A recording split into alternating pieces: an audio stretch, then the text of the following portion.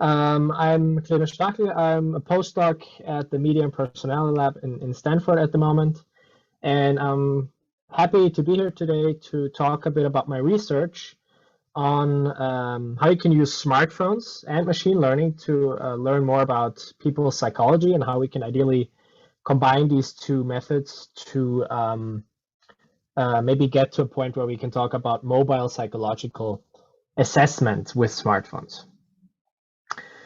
Smartphones have drastically changed how we communicate with one another, how we connect with one another. Smartphones have also changed how we experience entertainment and media, both online and offline. And smartphones are the one technology that is with us from waking up in the morning till falling asleep at night. And it's even staying with us beyond that at our nightstand, watching over our sleep. Some people analyze their sleep. So it's a very pervasive technology that is omnipresent in our society. But smartphones have not only changed our society and our daily lives, they have also changed science. And this is what I'm going to talk a little bit about today.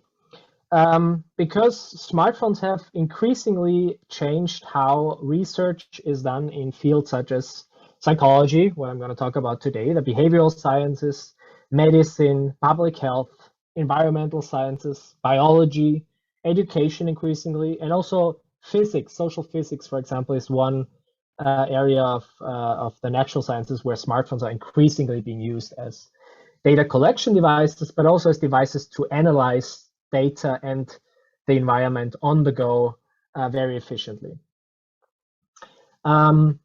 And why is this the case? So why have smartphones, why have they been so transformative both for society and for science? Smartphones collect data that is very fine-grained. So it's second or millisecond to millisecond data that we can collect from smartphones. It's not just a single instance of data collection, like from a questionnaire, which most people use these days in psychology. It's very fine-grained data. It's data on the individual level, so we can get very precise data for every smartphone or every person that is taking part in studies, and we can get that separately for each person. It's longitudinal data, so it's data that can be collected over the course of time for very long periods of time. So for example, the last study we ran, that was in Germany last year, it ran for 6 months continuously. So we have collected basically all the data, well, with a lot of constraints regarding ethics and privacy. I'm going to get to that later. From people's phone, from the volunteers that participated in that study over the course of 6 months. And that allows us to draw completely different inferences with regard to psychology, behavior, or subjective feelings of people. It's also naturalistic data. That's one of the most important aspects of smartphone sensing data, in the sense that it's not data from questionnaires or sterile lab environments, which are also important data types to collect, but it's naturalistic data out in the world with all the constraints and all the influences that are active in the real world, as opposed to these other forms of data collection. And lastly, it's contextualized data. So it's data on people's actions on the phone and around the phone. And we can see where something is happening, where people are engaging in certain activities, when they do that, and maybe also what's the situation around it, how loud is it, how many people are there around this person doing whatever they are doing. So smartphones are in a sense like very rich devices in the way of which sensors are implemented in there, and also which computational logging capabilities and routines are integrated in these devices on a regular basis. And as you can already imagine, this holds a big potential for using that data for machine learning analysis and statistical analysis, which I'm going to get to in a minute. But first, I want to go a little bit deeper and look specifically and give you some examples for how smartphones can be used in psychology, because this is where most of my research has been grounded in, and also this is kind of like how I prepared this presentation. So in general, we can distinguish between sensors in smartphones, or I found it useful to distinguish between these two groups of data. Sensors, which are basically giving us information about the external environment of the phone. So basically the surrounding, the situation the phone is in or the person is in, and also usage logs, which is basically gives us information about what is happening on the phone. Of course, there can also be logs about what is happening on the sensor level, but this is a useful distinction to somehow understand what the data could be useful for. So if we look at sensors, two very prominent sensors that are frequently used in research are GPS, which is, everybody knows what GPS is, but it's basically giving us a geolocation of that phone, an estimation of the geolocation, and that allows us to draw more inferences about people's behavior or situations they spend time in, which are very frequent things psychologists or behavioral researchers are interested in. So for example, you might be able to distinguish if a person is visiting a certain cafe. Very often it might be an eclectic cafe in Old Town, or it could be a Starbucks somewhere else. And that might, again, be one thing psychologists or researchers might be interested to analyze, which places people visit on a regular basis. The accelerometer is a sensor that gives us information about the physical activity of the person. So it tells us how the phone is accelerating through space, and that basically tells us about how people are moving. So we can see how often people get up from their desk, if assuming that they have their phone on them. How often they leave their home. That's more likely to be we'll get better estimates for that. And also which types of transport they're using. So are people moving by bike or by car or by public transportation? So those things are quite easily to classify from data we can get from accelerometers. On the side of usage log, what I have been looking at mostly is app usage. I'm going to look at that. We're going to talk about that in more detail later on. But app usage is interesting because it's so diverse. So there's so many different apps on people's phones, and we can see what people are doing, what activities are people engaging in. Another type of data that can be retrieved from usage logs are search queries. That's basically Google business, right? So search queries tell you what people are looking for in the internet, and looking at it from a psychological perspective, this is literally what people are thinking about. So cognition at this point in time, or what they are worried about. So maybe also some affective emotional component in there. So something people are interested in at that point in time and thinking about that. So that's another example what you might want to look at as a psychologist, or what you might be interested in terms of data from smartphones. Another type of data that cannot be collected directly with smartphones, but in addition to it, is data from APIs. So one thing we are currently investigating is looking at music listening behavior on the go. So if people are using their smartphones to listen to music all the time, you even basically, I do that as well, use my smartphone at home as a remote for my sound system. So I open Spotify and listen to Daft Punk, for example. And what you can do as a researcher, and there is a lot of research on the psychology of music, for example, you can look at what music, what songs, from which artists are people listening to. This is what you get from the phone. So this is something you could collect, but that's it's a little bit limited. So what we are doing at the moment is we are using that information. We're sending it to the web, to different APIs, and we're getting the song lyrics from that song. And what we can also get is from Spotify, they are providing objective descriptions of the music that is embedded in that, or that's represented by that song. So basically tells you how energetic is that song, or how danceable is that song, or even how popular. That's a metric that is varying a lot through time, of course. But that's something you could get in addition to the data you can already collect from the smartphone. So smartphones are probably the most obvious sensing device that we can think about, and it's also the one I'm relying mostly in my research. But also, smart sensing is increasingly integrated into all kinds of objects of our daily lives. So in addition to the phone, we have sensors and logging capabilities in watches, in smart home devices, of course, in jewelry, and in cars even. And in fact, when I started doing research on mobile sensing and objective quantifications of behavior, I was using cars. And that was part of a long-term collaboration with the Audi car company. And back in the days, that was in 2013, or even before that, we started looking at very basic things, like gender. That's something that was already seen as progressive back in those days, where we looked at basically how people are driving their cars, and looking at, because there are also sensors implemented in cars.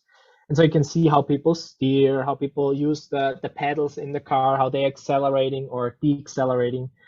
And we were interested in basically, can we just look at that type of data and infer if a male or a female person is driving the car? So I don't know if that dichotomization between genders is still something we would do these days, because it's not really apt anymore. But back then, that's what we did. And what we found, yes, we can very well distinguish between a male or a female driver, at least in a driving simulator. And why did we do this? Because as a second thought, of course, what companies are interested in is to provide services and functionalities that are personalized to individual customers or users. So, for example, this is another example of a study we did. There was a lot of evidence from lab studies that was suggesting that men and women are using, on average, of course, different navigational strategies. So past research has suggested that males, for example, seem to be more relying on Euclidean information, so using metric information to navigate or describe how they navigate through an environment, as opposed to females, where it was reported that it seemed that they are more relying on landmarks in the environment. So, for example, a gas station or a bell tower or something like this. And what we did is we had two different versions of a navigation system developed, implemented in a car. We're driving around Ingolstadt, which is the headquarters of Audi in Germany. And we had this driving study with I think it was roughly 200 people before exclusion. And what we found is that that's totally not the case. So we could basically see that both males and females were preferring to use that landmark-based navigation system as opposed to a navigation system that would tell you turn right in 300 meters. And that showed me in a way that it's really important sometimes to not just rely on lab studies, but to go out into the real world and collect data out there with all the constraints and the full complexity that is basically out there in the real world. Anyway, long story short, that was how I started using sensors for data collection on human behavior. But the majority of my work I did with mobile sensing was on smartphone sensing. And this is what I want to talk about primarily today. I started doing that work back in 2013. And back then, the research landscape looked totally different in psychology. There were some people in ubiquitous computing and informatics, they were using sensors on smartphone, but in psychology, almost nobody was even thinking about doing that. And so what I did is I decided to start my own research project and get funding to develop an app that we can use as a tool to collect objective data about how people behave in the real world in their normal lives. And this is what we call the phone study project. And it started small as a master thesis, but actually over the years, it now is a very big project in Munich. It's still ongoing, the project, and it's a cooperation between these three disciplines: psychology, HCI, and data science. And yeah, this is basically how my work in this area started. Much of my work in mobile sensing has been focused on daily behavior. So that's what I'm most interested in. So behavior that usually is or often is not investigated in psychology, I think, and its relationship to personality traits. So I don't know how familiar everyone here is with personality traits, but I have added this slide because I'm just going to give you a short introduction so we are all on the same page here. So personality traits are basically, this is a definition from the APA, from the American Psychological Association. They can be described as individual differences in characteristic patterns of thinking, feeling, and behaving.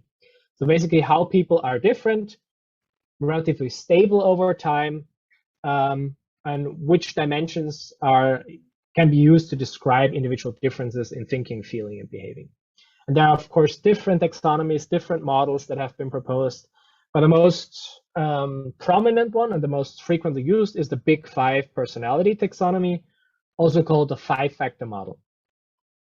It's a hierarchical model that has been identified by analyzing all the words people use to describe others' characteristics in dictionaries. And those five dimensions: openness, conscientiousness, extroversion, agreeableness, and emotional stability, are the highest level of these aggregations of adjectives. And to give you a short overview, what those dimensions mean is openness is a dimension that describes your propensity to be open to new ideas, to new values, to new norms also, but also to new actions, so engage in things, doing it a little bit different. Conscientiousness is a personality trait that describes how orderly, how dutiful, but also how ambitious and cautious somebody is. And what's also important to know is those can be seen as dimensions. So it can be either high on openness or low or anything in between. Yeah, so low would mean that you would be not that open to new ideas, new values, and norms. Extroversion is another dimension that tells about how sociable, outgoing, assertive, dynamic, and also adventurous people are. And the lower or absence of extroversion is also called introversion. That will be the lower end of that pole, the lower pole of that dimension. Agreeableness is another dimension that describes how nice people are. So how trustful, how genuine, helpful to others, prioritizing the needs of others over the ones of yourself, being also modest and compliant to rules and stuff. So, and the last dimension is emotional stability or neuroticism. That depends on the questionnaire you're using to measure personality. And that is the dimension that's most closely related to pathological psychology, but it's still considered to be outside of the pathological range of personality. And it describes basically, on the positive side, emotional stability, people who are carefree, positive, self-conscious, have a high self-control. So impulsivity is also a indicator of high neuroticism or low emotional stability, and people and emotional robustness. So how sensitive are you to stressors of your environment? So that's just like a very, very quick summary of what I mean when I talk about personality traits. And yeah, now we're gonna. I said I'm most interested in the relationship between personality traits and behavior. And when I say behavior, what I mean is in that presentation, the stuff people buy, the places they go to, how they write, how they use language, when they go to bed, when they get up, what music they listen to, which apps they use. So those is all what I mean when I say behavior. And all these behaviors have been found in past research to be, correlated or associated or related to personality traits. And the promise is, or what I have been interested for a long time is, if we can basically look at people's behavior, can we understand their personality, and can we use inferences we can make about their personality to communicate differently to them, to personalize services or products to them, also to assist them or intervene, for example, in personalized interventions or therapy. That's something that's very actively researched at the moment. And now I want to give you a quick overview of some of the studies that we did focusing on personality and daily behavior. So the first study I ran with the phone study app that we developed in this project I mentioned before was on app usage. So we looked at basically which categories of apps are people using and how is that related to their personality traits. What we found is that personality, intelligence, and also demographics are indeed related to the types of apps people use. For example, we found that people who are reporting to be very conscientious play less games on their phone. Yes, that could make sense intuitively, but yeah, it was just an association.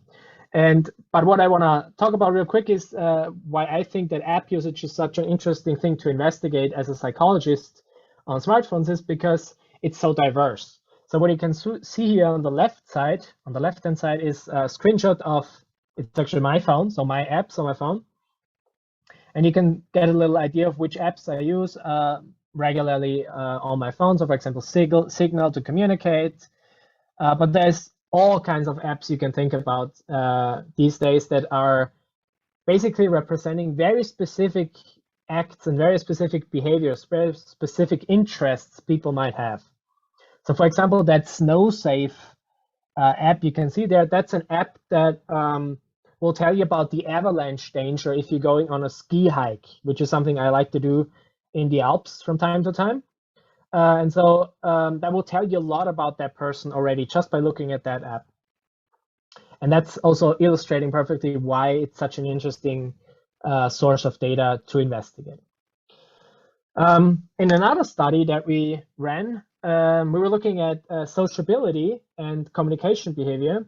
And we found that people's communication behaviors are related to their personality traits. For example, that extroverts communicate more and for longer periods of time. That was a larger study that was grouped together from multiple data collections at different locations, if you're specifically interested in that. And in a more recent study, what we looked at was very rather basic behaviors, namely when people go to bed in the evening and when they get up in the morning and for how long their phone stays inactive during the night, which is something biologists and physicists have been interested in for a long time. But most of they have been researching that with self-reports also. So just asking, when do you go to bed typically? When do you fall asleep typically? And in addition to actigraphs, which are also used in that type of research, I think smartphones can also provide helpful and valuable data because, as I said before, people are using their smartphones until the very last minute, and many people are doing that before they go to bed, and then it's one of the first things they do in the morning when they wake up to check Facebook or whatever. Facebook not anymore, but Instagram probably. Yeah, so all these studies basically showed that personality is, and that's also something we found in this last study, that personality is related to when people go to bed, when people get up in the morning on average, and for how long they are inactive. And so basically all these studies showed that personality is related to behavioral tendencies, preferences.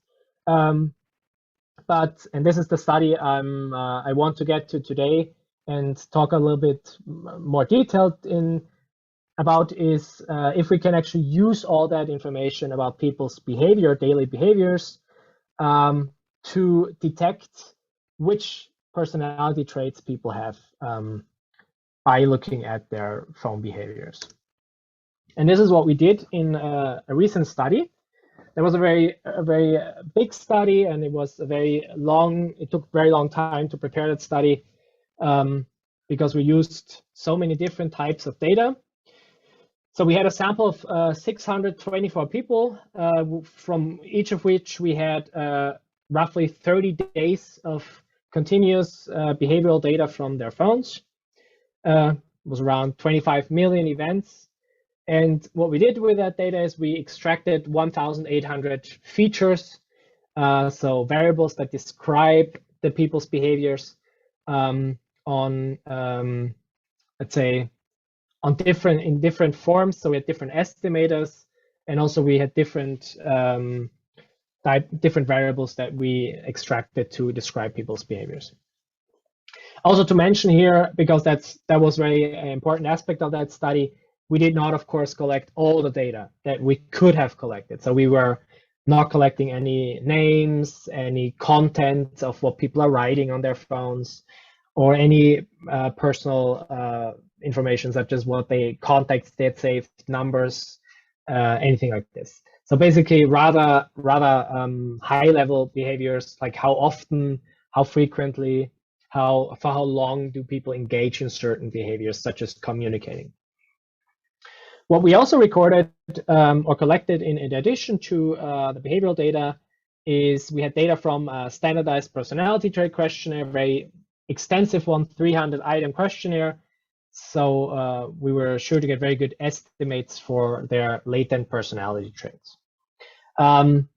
Disclaimer here, I'm not going to go into methodological details here, but I'm very happy to discuss this later on in the Q&A or go into any depth that you might be interested in.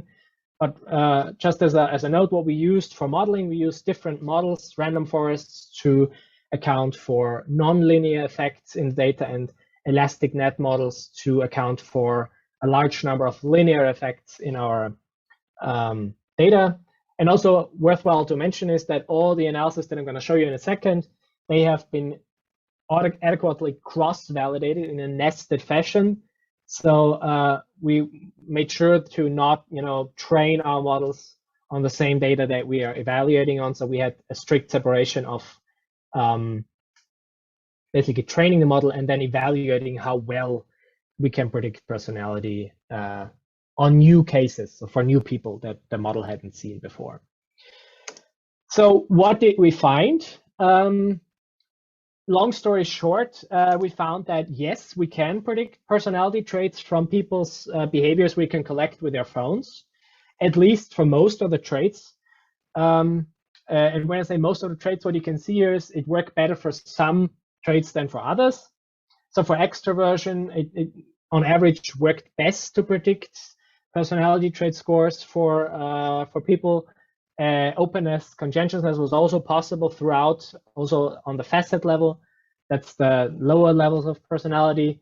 But if we are looking at emotional stability and agreeableness, that was not that good. So agreeableness, we couldn't predict at all with the data that we collected. I suspect this is due to the fact that we were looking at very rough or very aggregate levels of behavior, and we didn't, as I mentioned, not analyze communication behavior, where we know from past research that agreeableness is well predictable from how people communicate. And emotional stability was possible in some cases, but not in all the cases. Also here, as an additional point of information, why is there distribution here? Because we fitted models very iteratively. So we had different small chunks of the data where we trained models on and then evaluated again. So we have an sort of uncertainty quantification here also available. That gives you a better idea of how fluctuating a result would be from such a model. That was a great result for us because we put so much work into the study. But on the other hand, it's also the information we can get from this is limited. So we can see, okay, we can predict personality from people's behavior, which is also would have been bad if we would not have found that. But this is ensuring that what we psychologists do is somehow related to reality, and it somehow makes sense. But what we are actually more interested in is what kind of behavior predicts personality. And that would only help us to further develop theory and to also validate theories that are existing now. So what we use to do so is called, or what we methods we use to find out more about which behaviors are most predictive for individual personality traits. We use methods of explainable AI or interpretable machine learning, namely permutation importance, as well as plotting effects. But I'm going to give you a very high-level overview of what we found. So this is very convenient because that was a newspaper article featured our research recently, and they made these nice figures that I can use now and present to you. And you can imagine with 1,800 variables, there were a lot of different effects that we found. And it's basically impossible with a sample size that we had to, robustly test if those effects would hold up in another investigation. So to give you some flavor of what I'm talking about is, so we found, for example, for extroversion, one of the personality trait dimensions that how often you are being called at night seems to be important to quantify assertiveness, and also if you hear danceable music quite often on your phone. Yeah, very, very specific effects. Another example for conscientiousness, prediction of conscientiousness, what we found is that people who report to be very highly conscientious, they seem to check the weather forecast quite often. We would have never thought about this, but it totally makes sense. Again, we would not claim that this effect would generalize anyway in new studies because of our sample size. So what we did as a next step is we tried to come up with more robust and more comprehensive results that would still tell us a little bit about which types of behaviors were most predictive for which types of personality traits. Oh yeah, and that was another example which I'm not gonna go to bed on average at the same time. So what we did is we used group-based feature importance measures, and we found that, and you can read up on this in the paper if you're interested, we found that on average, the most important types of behaviors that we could use to predict extroversion were communication behavior and social behaviors. And that's totally within what the theory would predict, so that's very ensuring. For conscientiousness, we found a different result. We found that mostly which types of apps people use on their phone, and also when they do certain things, seems to be most predictive for the personality trait of conscientiousness. For openness and emotional stability, the results were a little bit less clear, and I also not going to go into details here, but it's also app usage mostly for openness and sociability, communication behavior for emotional stability. So what can we do with that finding? So in addition to testing theories, validating theories, expanding theories on personality in psychology, on a more practical terms, what we can use it for, of course, is personalization information. So one thing we did a while back was, design an app that would have different visualizations based on people's personality traits. Could be useful. I don't know. That was more like a idea. Another thing I think this research could be impactful and interesting for is the design of artificial agents in artificial agents in how do you call it? AI research. Sorry about that. So what we did here is we basically ran a study where we tried to come up with a personality taxonomy for artificial agents. So chatbots, Siri. We used Siri, Cortana, and Google Now, and we had three different studies evaluate the personality of those assistants and try to come up with a taxonomy for those agents. But what can we do in the future with this type of research?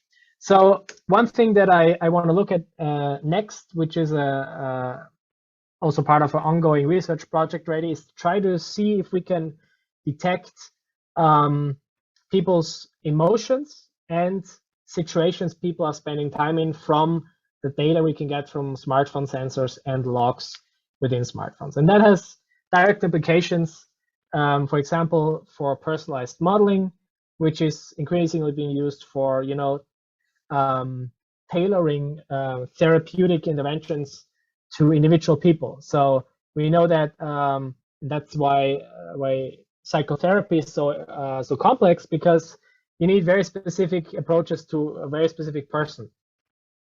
And I don't know how it is in Norway, but in Germany, where I've been living for a long time, in the US, definitely there's a drastic underavailability of psychotherapeutic offerings. So people have to wait very long until they get an appointment at a psychotherapist.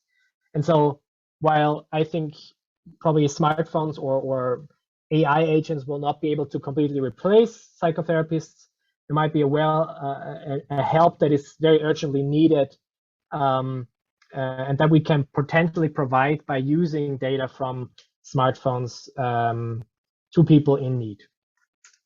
Another thing that I find interesting, more from a thought experiment side, is to think about if we can basically use the data, because from smartphones, but also from other digital devices and online sources, to basically infer how people's life will turn out.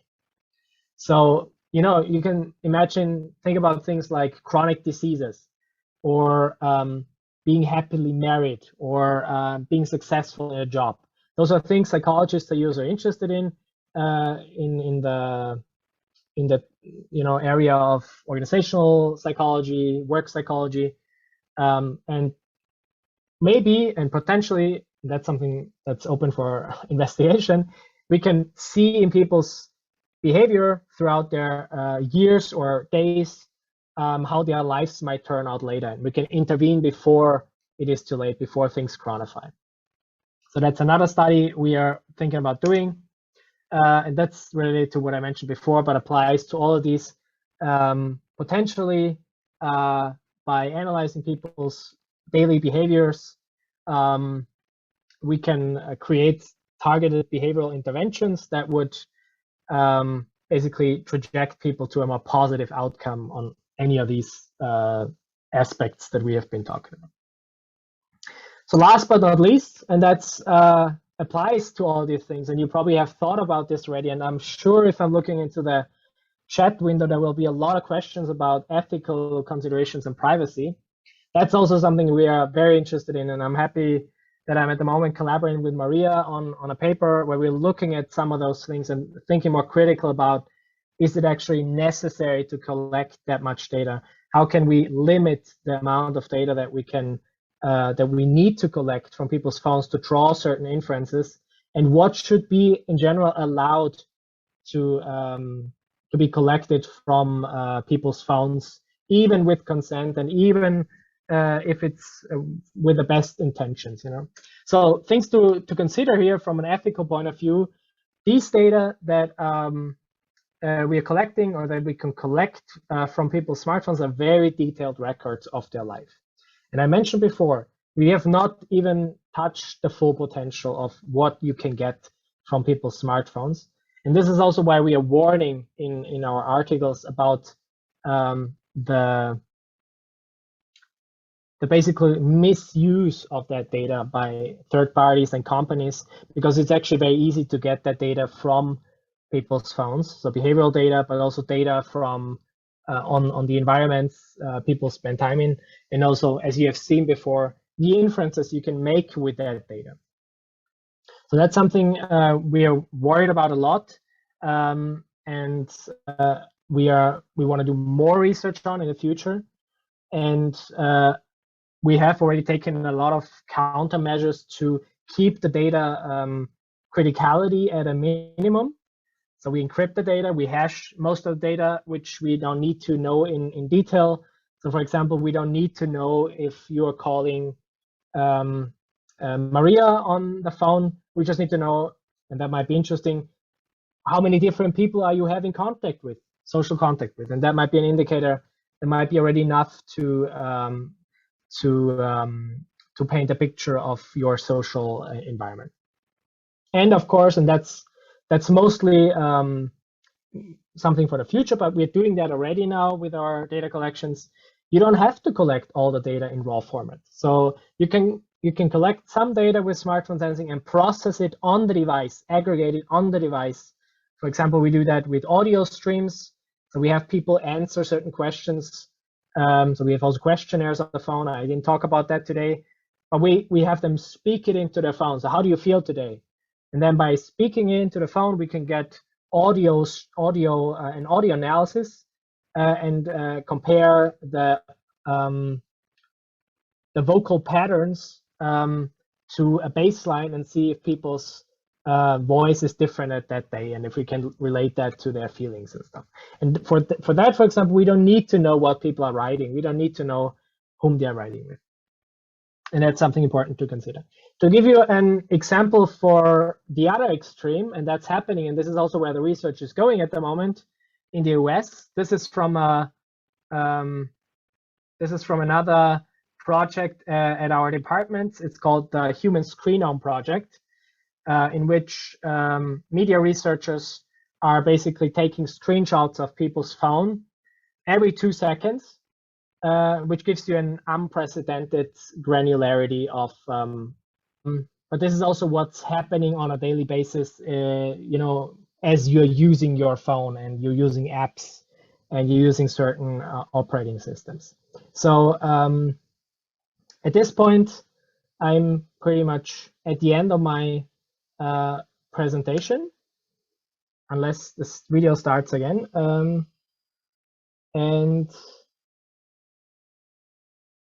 no, I don't know. I can't go. Oh yeah, and yeah. Thank you for listening, and I'm very happy to receive any questions you might have.